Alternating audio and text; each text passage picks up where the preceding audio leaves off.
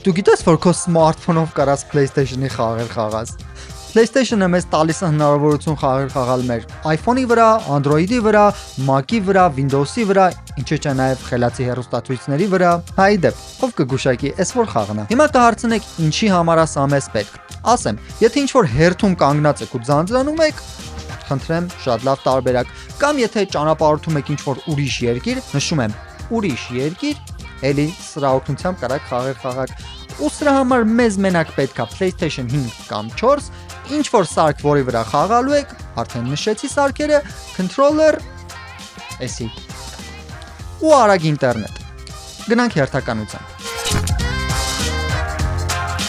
Քայլ 1. Սկզբի համար եկեք ներբեռնենք ծրագիրը, որի օգնությամբ կխաղանք խաղը մեր սարքի վրա։ Համակարգչի դեպքում գնում ենք S հասցեով, հասենք թողնեմ մեկնաբանություններում, S տարբերակներից կարաք ընտրեք այն, ինչ համապատասխանա ձեզ։ Իմ դեպքում դա MacBook-ն է։ Համաձայնում ենք պայմանների հետ, ներբեռնում, ինստալանում ու լոգին լինում։ Սմարթֆոնի դեպքում գնում ենք App Store կամ Google Play, ներբեռնում ենք ծրագիրը ու լոգին լինում։ Մի հատ շատ կարևոր բան պետք է նշեմ, հայկական App Store-ում ու Google Play-ում այս ծրագիրը չի բերում, չգիտեմ ինչի, դրա համար կարաք ինչ-որ այլ երկրի ակաունտից օգտվեք, ասենք ամերիկական։ Քայլ 2. Եկեք հիմա համապատասխան կարգավորումները միացնենք PlayStation-ի վրա։ Գնում ենք Settings, ընտրում System, ներքևում ընտրում ենք Remote Play, ընտրում առաջին տարբերակը, ուստեղ միացնում այս ֆունկցիան։ Հաջորդը հետ ենք գնում ու ընտրում Power Saving։ Հետո Features Available in Rest Mode ու ներքևում միացնում ենք այս երկու ֆունկցիաները։ Առաջինը թույլ է տալիս միացված մնալ ինտերնետին, նույնիսկ եթե PlayStation-ը հանգիստ ռեժիմում է։ Իսկ երկրորդը թույլ է տալիս մեզ միացնել PlayStation-ը, երբ որ ինքը հանգիստ ռեժիմում է։ Հանգիստ ռեժիմը էտես առաջին ֆունկցիան է, որը կարաք տենաք անջատելու ժամանակ։ Նշեմ, PlayStation-ը պետք է լինի հանգստի ռեժիմում, որ այս հեռակա եղանակով խաղալու տարբերակը աշխատի։ Հետո հետ ենք գնում Settings, ընտրում մեր account-ը,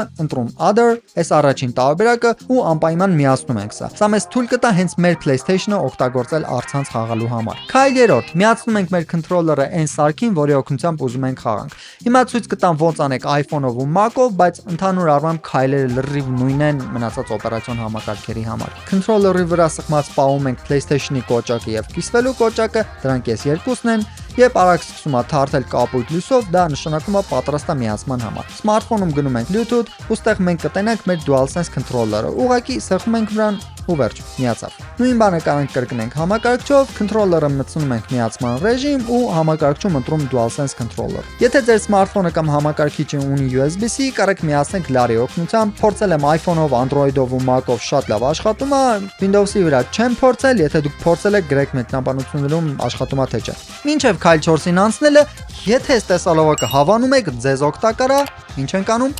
Բաժանորդագրվում ենք, դնում ենք like, որտեղ վստահ եմ ձեր համար դժվար չի, իսկ ինձ շատ հաճելի է, անկեղծ եմ ասում։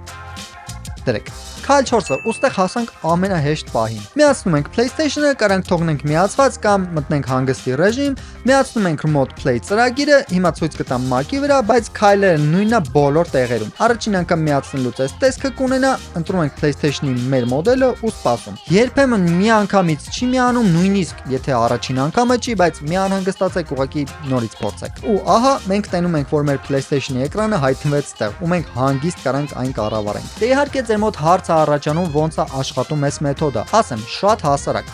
Ուղղակի ձեր PlayStation-ը պատկերը on-line փոխանցում է այն սարքի վրա, որի վրա ուզում եք խաղաք։ Այսինքն պրակտիկորեն խաղը խաղում եք PlayStation-ի վրա, բայց պատկերը տեսնում եք ուրիշ սարքի վրա ու controller-ը հենց միացրած է այդ ուրիշ սարքին ու ոնց որ on-line եղանակով կառավարում եք խաղը, բայց էլի խաղը խաղում եք PlayStation-ի վրա։ Դրա համար է պետք որ PlayStation-ը միշտ միացված լինի։ Եկեք հասկանանք այս մեթոդի առավելություններն ու թերությունները։ Առավելությունները՝ լիովին անվճար է, շատ հեշտ է միանում, կարող խաղաք որտեղից որ ուզեք, ասենք ստեղից, ու նույնիսկ ստեղից։ Կարճ ասած, կարող խաղաք որտեղից որ ուզեք, մենակ թե լինի ստաբիլ ինտերնետ։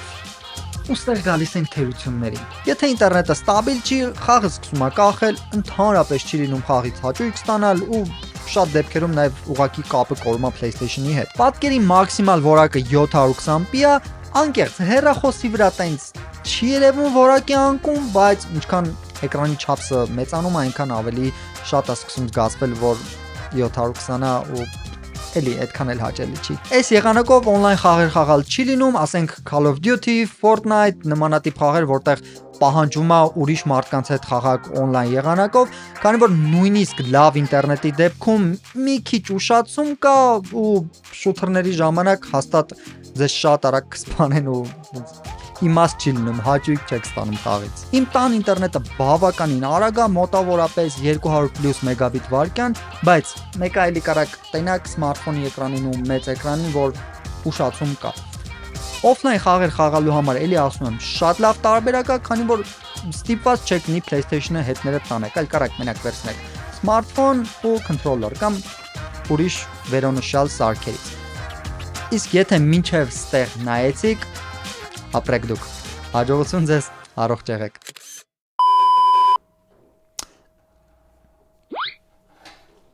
Վախ։ Կերով։ Խի արա։ Տեսակ չխաղացի եկավ կերավ։ Բայց ես ոնց կներ ձիզ չուտի արա հանկարծ։ Անասուն էտետով է արա։ Ինչ կենթաներ ձիզ, խնդրում եմ, նո։ Ահա լավ ձիզ ստեղ է օքեյ։ Այս է տակ քիչ ֆեյլեր։